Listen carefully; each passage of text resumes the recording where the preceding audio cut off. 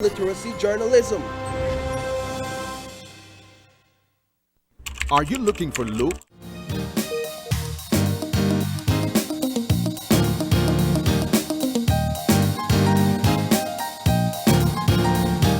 And welcome back. We are back and we're moving now into a segment with Oceana. It's all about the Ocean Hero 2022.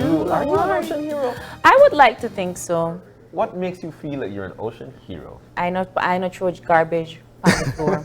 Okay then. There we go. I don't litter. And that's That's a sign. That's how you can be an ocean hero. Not throw garbage on the ground. Just don't all right? litter. In to talk to us, we've got Andrew Usher, who is the communications specialist for Oceana Belize. And also on the screen is Dr. Leandra Cho-Ricketts, the 2022 Oceana Hero and Executive Director of the Belize Fund for a Sustainable Future. Good morning.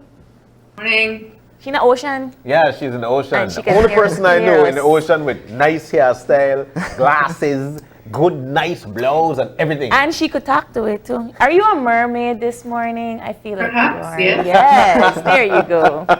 Andrew, it's nice to have Good you to as have well, you, my Drew. brother. Thank you for having Looking great, looking great. So let's get on into this conversation. Oceana Hero 2022. Talk to us about Oceana, the work it does, and how we got to Oceana Hero.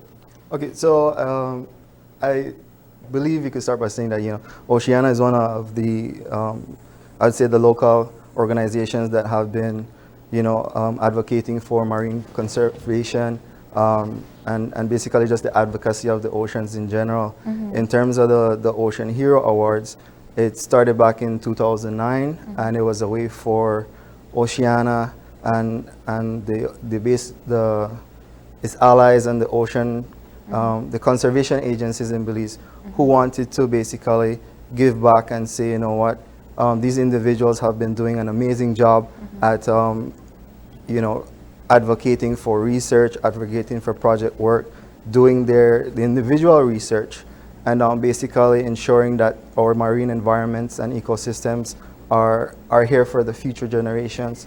And it's something that we've wanted to highlight these individuals over the past years to let them know that we've seen what they've been doing and we acknowledge that and we appreciate that fact. Yeah. What is the standard? What would require? Because I say I not throw garbage in the ocean, right? But what is Oceana's standard for an ocean hero? Well, that's a part of it also, but you can just be doing scientific research. That's a part of it. Yeah. You can be in marine conservation because Dr. Rachel Graham, who is also a winner this year, she does marine conservation, whether it's protecting sea turtles, whether it's protecting sharks, whether it's protecting the marine environment, whether you're doing scientific research on how to better manage coral reef systems. Yeah. There's like coral bleaching. There's a lot of things happening in the ocean right now that we might not necessarily know about. Yeah. But these people are in the background doing their work, assessing, doing the data collection, and making sure that we can be informed so that we can move forward and basically, know what's happening. So I want to get Dr. Cho-Ricketts in the conversation and talk to her about her research. Congratulations on your award, your Oceana Hero Award. So tell us about your research and how you were able to win your award this year. Well, it's a mix. So my job at the Belize Fund for Sustainable Future is like a new journey here. But for the last 17 years, I was with the University of Belize, the Environmental Research Institute in particular. And a lot of my work there was in terms of supporting research and capacity building, both to the students of the university, so training young Belizeans in marine conservation as marine biologists, as natural resource managers, and also doing or supporting research and policy for, our coral reefs, the management of those, fisheries management, and overall marine resource management. So I guess over the years, my contributions, and I'm very thankful for the honor. Yeah, we see Yes, it. we It see looks it. good. It's a lovely, a very lovely award, and I really, I guess, was not expecting to be honored in this way, but I truly appreciate it.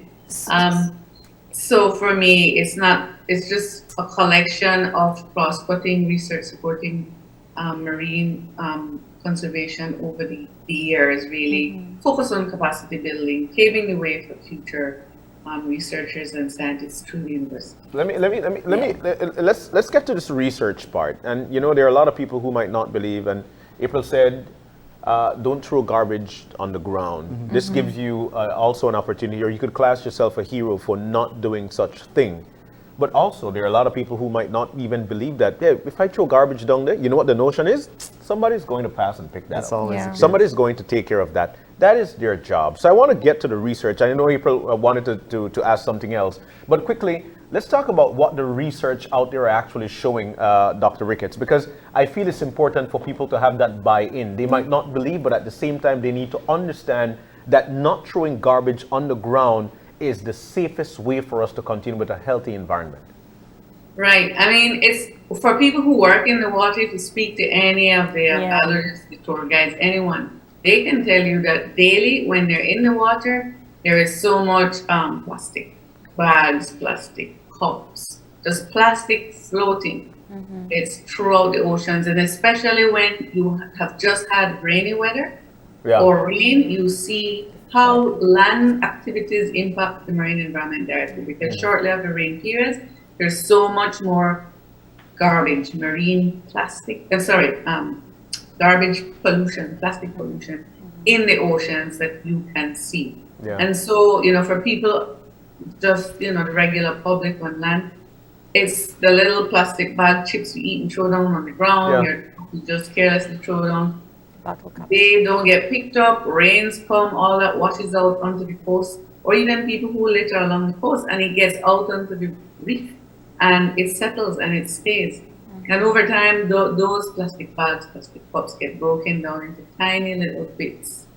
So besides just being unsightly and littering the coral reefs at this point in time, they also break down into tiny, what we call microplastics. And they're consumed by any and everything out there. And over time, that really causes an impact, not just in terms of the health of the ecosystem and whatever toxic substances may be there, but to us, and when we consume fish, well, you know, Sure, go ahead. No, I was gonna say some folks might just be like, well, in the ocean, that's not my problem. Yeah. That's not going to impact us. That's the far out there. Yes. Yeah. So Yeah. can you explain why that is not true? Well, first and foremost, I think most everybody eats fish, or pump, or lobster. So they will be eating plastic from those organisms. But over time, all this pollution that's there, it impacts on the ability of the reef to remain healthy, to keep growing. It helps contribute to degradation of the reef. And over time, that reef is no longer healthy. You know, the picture in the back here is not a very healthy reef. It might look pretty to you all, but it's not. But it's not a very healthy one. And over time, that reef can't support fisheries. It can't support shoreline protection from hurricanes like tropical depression coming up. And those things ultimately affect us in the long run. We get damage from storms. We don't have a strong tourism economy. The country cannot support tourism. People lose jobs. So it's not a direct effect for most people, but over the long run, it will impact on everybody. There was a photo, and I can't recall which year it was, but it was the photo of the year from, I think, National Geographic. And it was a picture of a baby seahorse carrying a Q-tip on its tail, just carrying it on. And you know, on a large scale, you're seeing the photo and you're like, oh, that's so cute. It's a cute little thing with a little thing. And then you realize it is a baby seahorse carrying a Q-tip, which is where it should not belong. And it is those small things that make you wonder how much of that is in the water, because the ocean is vast. We don't even know majority of what's in there. So talk to us about the initiatives that Oceana is taking to, you know, prevent these kinds of things. Well, presently, I believe you guys know about the single-use plastic ban that we have in Belize presently. Right. So we have no plastic bags campaign going throughout the country and basically putting up signs letting everybody know that the law is in place, that it's illegal now to have these plastic bags in circulation. And it's basically for the, to inspire change, to basically say, you know what, you might not have plastic bags anymore, but maybe you can switch to reusable bags, which are even better in terms of having to be able to go to the store and use it every time and not have to worry about what am I going to do with all these plastic bags that I might be collecting in my home. And it's something that at the end of the day, we want these people to make the change. We want these people to be inspired to know that there are options available out there, and if you make the decision and you make the choice to switch to them, then you're improving and making a change for the environment and for the planet in general, because at the end of the day, we're trying to make the switch. Doc, we'll definitely come to you about the use of gill nets and whatnot, but before we do that, what is Oceana? Because I've been here for a while and we've been talking about using these reusable bags, and we're trying to make it into the in thing, the style, so people understand that, it's the best way for people to go. Are we seeing more people using reusable bags? I would say yes. Not necessarily to the extent that you would like. Yeah. It's not something that, it's not going to happen overnight. Yeah. And that's the thing with any type of plastic in Belize. We always get people messaging us on Facebook and Instagram saying, well, what about this type of plastic and what about that type of plastic? And I tell them, it's not going to happen overnight, but it's a change that Oceana is working towards. Whether it's helping to change policy, helping to inform fishers and the general public, that these things need to change. If we want to be able to have sustainable fisheries, if we want to be able to have clean environments, if we want to be able to not have these impacts for our kids that are coming up, and to have them understand that, I'm making this change so that when you're older, you'll be able to have the benefits that I presently have, as opposed to, walking down the street or like basically buying fish, and you might be getting microplastics in your fish, and then that gets in your system. You don't know how that affects you later on in life. So all of these little changes are what benefit us. So we're just trying to educate the general public that, Oceana is here to help make the environment and the oceans a better place. And if you are able to work along with us, if you want to work along with us, that's great. And that's a part of being an ocean hero in terms of, all of the ocean heroes that we've had before, Will Mejia, Michael Hushner, Jamal Galvez, Chef Jenny, all of these people are making the change without us necessarily going to them and say, hey, can you do this or can you do that? They're actively going out there, they're making the change, because they know that once the public sees that they're doing it, they're going to want to copy that and be like, you know what, I want to be like Chef Jenny, or I want to be like Jamal Galvez. I want to make that impact and let people know that, these are the things that will make our planet a better place. Yeah, because these guys are actually, they're influencers, and you want to be just like them, but people need to understand how important it is for us to save our environment and save our seas, because that is where we get our livelihood from.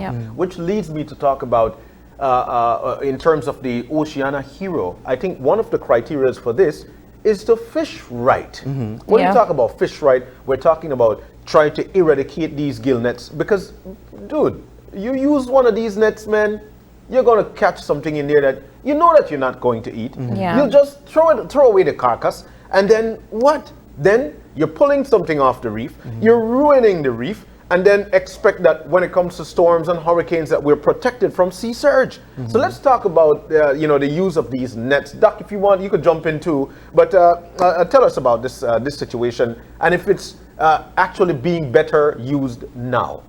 Well, in terms of gill nets, it's something that, again, is one of the things that are banned in Belize, and people still,